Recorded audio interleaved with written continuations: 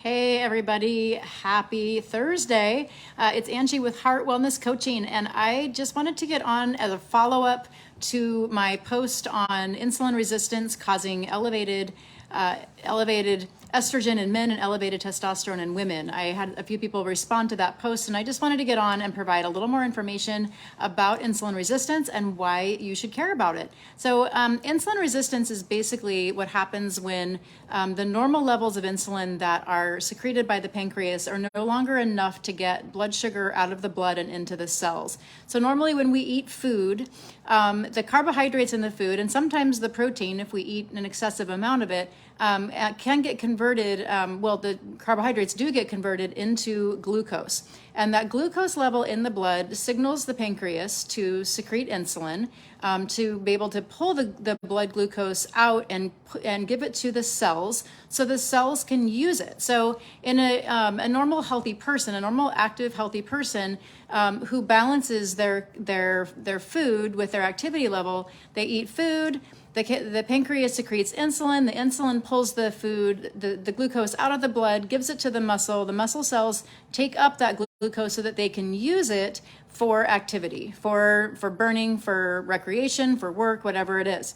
So what happens when we don't burn the fuel that we eat, when we're sedentary, we have desk jobs, we just spend too much time sitting, watching TV, scrolling on our phones, whatever it might be, the sugar in our muscle cells starts to become so much that the cells can't take anymore. So basically the cells are not responding to the insulin anymore, and they're not taking that blood sugar into the cells. So the sugar stays in the blood and we end up with elevated levels of blood glucose. So elevated blood glucose is one of the first signs of becoming diabetic.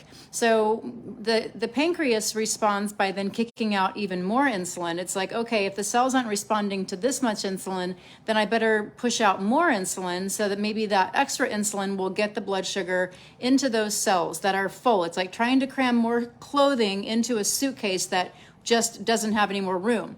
So the cells are locked, they're not allowing more sugar in, the insulin is continuing to go up. So now you have high blood sugar and high insulin, and both of those things are really damaging to the lining of our arteries. So it's a huge risk factor for cardiovascular disease and for vascular disease throughout the body. You end up also with kidney disease, with disease in the carotid arteries, increasing your risk of stroke. So it's very dangerous to have these things going on. We really need to learn how to balance our blood sugar by reducing the amount of simple starchy carbohydrates, especially in processed foods, and also being active enough to burn those carbohydrates, to use that fuel. And I talked about how excess levels of insulin can cause increased estrogen in men and increased testosterone in women. So elevated insulin levels do disrupt the whole endocrine system. And I am not an endocrinologist. The hormone system is probably the most complicated system in the body. I don't pretend to be an expert. I do just know enough to help people understand how lifestyle contributes to imbalances in hormones. So I can help people make the appropriate changes to improve balance. But if there are some serious issues, they definitely need to work with someone who is an expert at hormones and at hormone testing. There's great testing, the Dutch hormone test, and having an expert review that with you is really a great idea if you're struggling with pretty severe issues. But yeah, so if you have high levels of insulin over time, that's going to disrupt your endocrine system, and it causes there to be an increased amount of testosterone produced in women. And so women with high levels of insulin resistance typically are overweight, and then they also start to develop possibly some facial hair. They might start to lose hair on their head in a male pattern baldness sort of a way. Men can end up having elevated fat stores in the chest and that kind of man boob sort of thing, and increased weight gain around the hips, where that's more where women generally store, but that's what estrogen will do for men. So this is obviously not a pleasant a pleasant symptom to deal with. More importantly, it's the increased risk of disease, the increased risk of heart disease, stroke, diabetes, kidney disease, that are all really important to know. And you don't have to be overweight to have insulin resistance.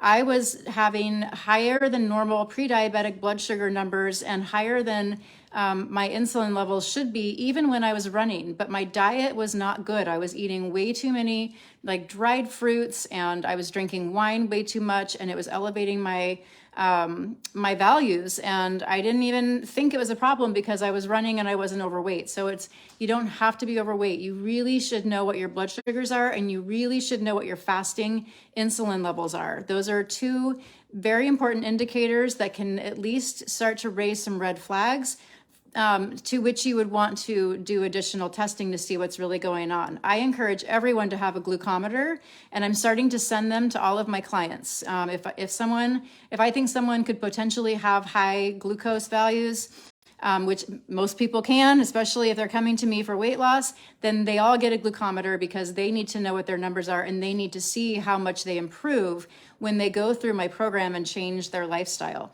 So this is important for all of us. No one is immune to this. So have your fasting insulin levels checked. Consider getting a glucometer and checking your fasting blood sugars at home. See how they respond to changes in your diet. Those are my tips for today. So I hope this has been helpful, just learning a little snippet about insulin resistance, why it's important, how you can know more about it and know if you might have it. And then important to just get exercise into your life, reduce your starchy carbohydrates, reduce your processed foods, eat whole, unprocessed foods, vegetables, fruits, eat healthy fats from whole foods like nuts and seeds. If you're going to use oils, use avocado oil, coconut oil, olive oil. Sleep. Get plenty of sleep and manage your stress. If you are not getting enough sleep, you are very likely to have insulin resistance. If you're not managing your stress well, if stress is a huge factor for you, that's also a huge contributor to insulin resistance. So it's not just about being overweight or being sedentary. It can be that you're not prioritizing sleep and you're not managing stress. So some things to consider. If you need any help, if you have questions, you know where to find me. I'm taking new clients all the time from my program that is making a big difference in these types of things for people. So anyway, I just wanted to put that out there. I hope that helps. Love to you all. Bye-bye.